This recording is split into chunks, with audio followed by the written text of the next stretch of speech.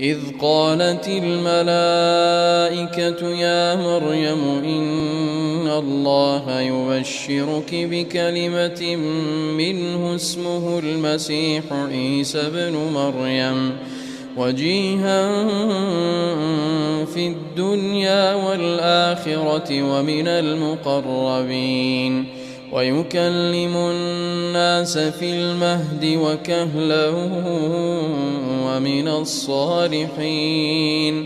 قالت رب أنى يكون لي ولد ولم يمسسني بشر قال كذلك الله يخلق ما يشاء إذا قضى أمرا فإنما يقول له كن فيكون.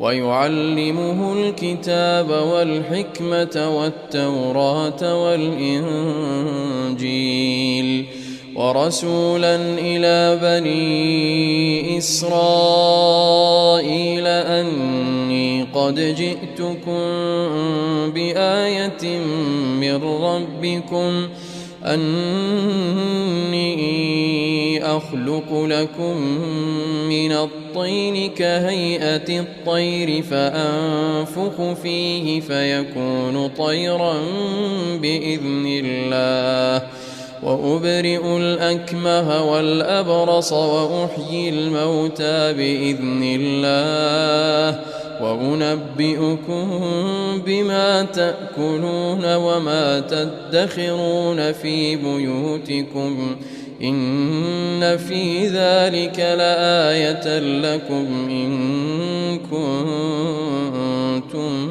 مؤمنين.